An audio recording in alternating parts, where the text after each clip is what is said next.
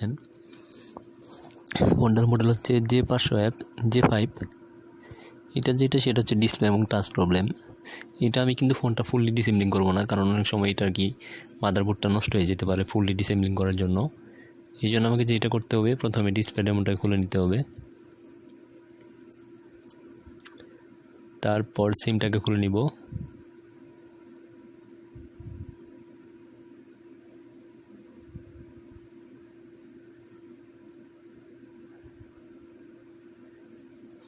এরপর যেটা করবো, চতুর্দিক দিয়ে সোল্ডারিং করে দিব ঠিক মতো করে, ডিসপ্লেটাকে সেপারেট করে নিব।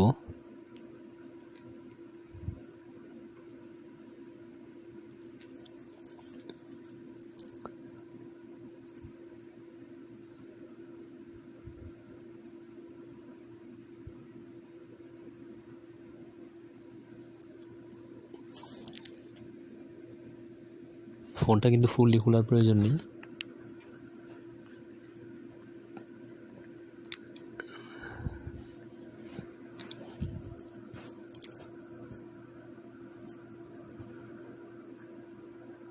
এখন এটার গাম যেগুলো ছিল সেগুলো সব কেটে দিব।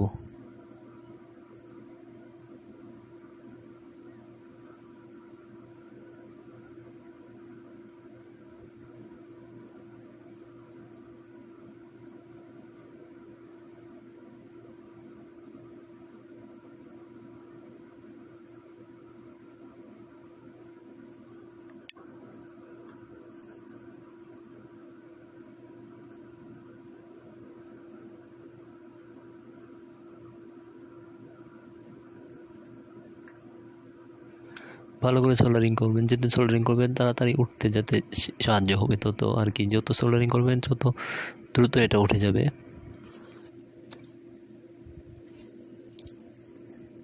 আমি সোল্ডারিং করে নিচ্ছি।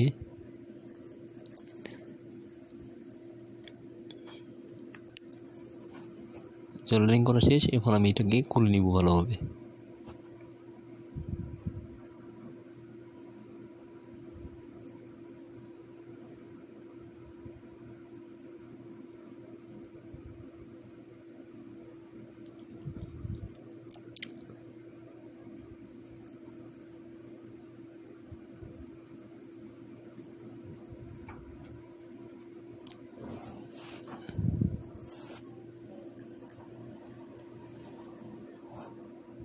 এটা কিন্তু খুলে নিয়েছি। এখন আমি একটা নতুন এলসিডি দেখতে পাচ্ছেন এখানে, এর উপরে স্টিকার যেটা সেটা উঠিয়ে দিবেন। আমি উঠিয়ে দিচ্ছি।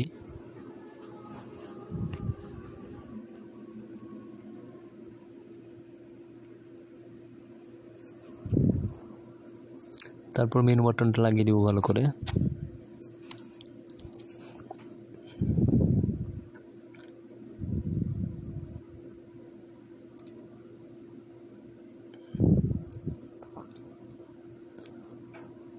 এরপর যেটা করবো, আমরা গাম ব্যবহার করব। গাম ব্যবহার করে চতুর্দিক দিয়ে লাগিয়ে দিব ঠিক মতো।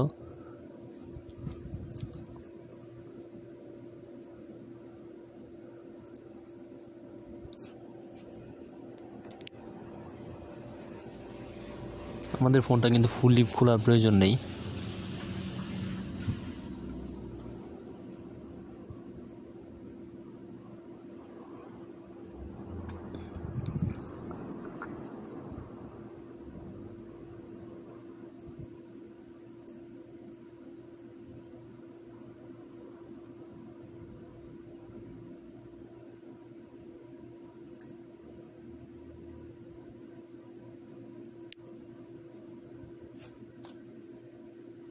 এটা কিন্তু ফুললি খোলার কোনো প্রয়োজন নেই।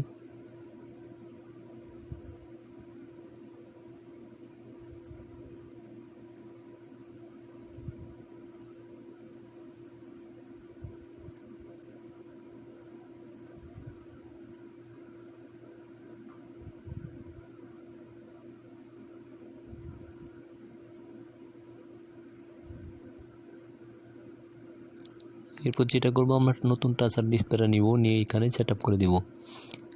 কামটা ভালোভাবে লাগাবেন, এটা তুলে দিবেন, কারণ এইটার কারণে অনেক সময় টাচার ডিসপ্লে ভেঙে যায়।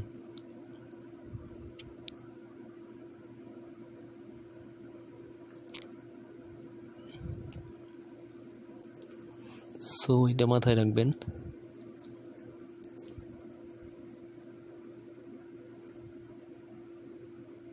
এটা আমি সরিয়ে দিলাম, কারণ এটা না থাকলে কোনো প্রবলেম হবে না।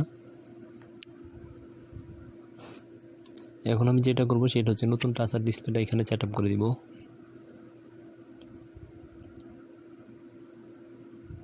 এটা হচ্ছে নিউ টাচ অ্যান্ড ডিসপ্লে।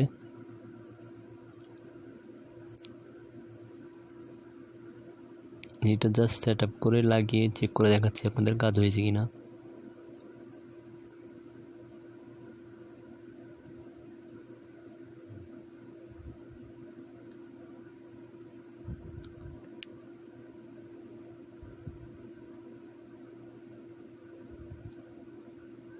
এটা এখানে লাগিয়ে দিব।